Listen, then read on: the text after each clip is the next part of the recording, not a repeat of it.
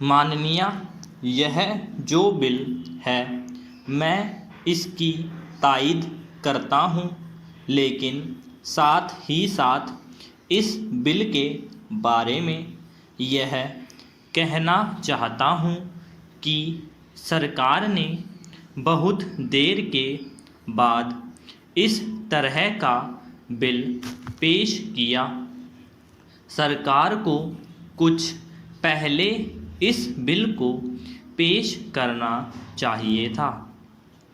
जो मूल एक्ट है उसमें इस बात का प्रावधान था कि जो प्रत्यक्ष कर होंगे उनको घटा दिया जाएगा। उसके बाद जो पैसा बचेगा उसको सरप्लस समझा जाएगा और उसका 60% बोनस के मामले में दिया जाएगा।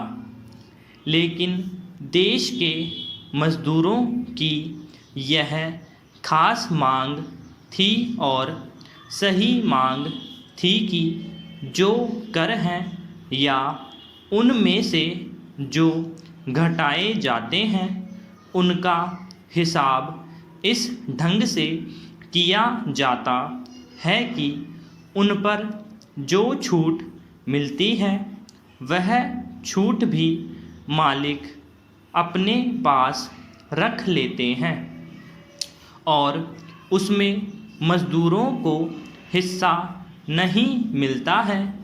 इस सवाल को लेकर मेटल बॉक्स कंपनी वालों ने मुकदमा सुप्रीम कोर्ट में किया और मुझे खुशी है कि उस मुकदमे में हिंदुस्तान के मज़दूरों की जीत हुई। सुप्रीम कोर्ट के फैसले के बाद ही सरकार की नींद टूटी और इन्होंने यह बिल पेश किया है। जब यह बिल सरकार ने पेश किया है तो अगर यह पास हो जाता है तो छूट की राशि में से भी 60% बोनस के रूप में मज़दूरों के हिस्से में आएगा। मैं कहना चाहता हूँ कि यह 60% का प्रावधान बहुत ही कम है। इस प्रावधान को कुछ और बढ़ाना चाहिए, क्योंकि बोनस जो दिया जाता है मैं माननीय भाई साहब की तरह नहीं मानता कि यह एक्स ग्रेशिया ग्रांट दिया जाता है। मज़दूरों के प्रति दया करके दिया जाता है। यह मज़दूरों का अधिकार है। जो दौलत पैदा होती है उस दौलत को पैदा करने में अकेले पूंजी और ज़मीन का हाथ नहीं होता है। अगर मानव श्रम न करे, मज़दूरों का हाथ न हो तो पूंजी दौलत के रूप में नहीं बदल सकती है। इसलिए दौलत को पैदा करने में मज़दूर की जो श्रम वाली पूंजी लगती है उस श्रम का यह सही हिस्सा है जो उसको बोनस के रूप में दिया जाता है।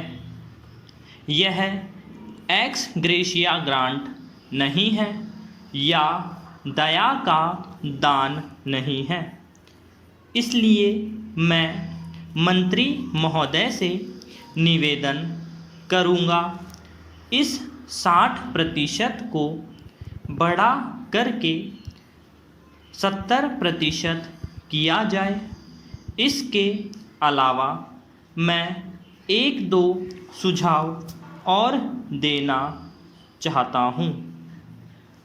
एक तो यह कि बोनस एक्ट में जो कम से कम 4% देने का प्रावधान है।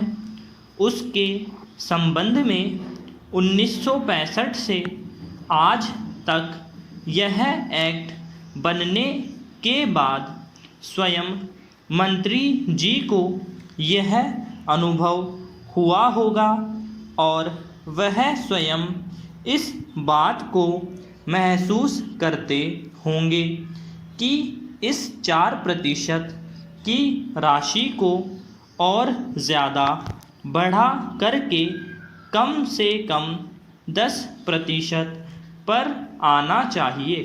पैरा।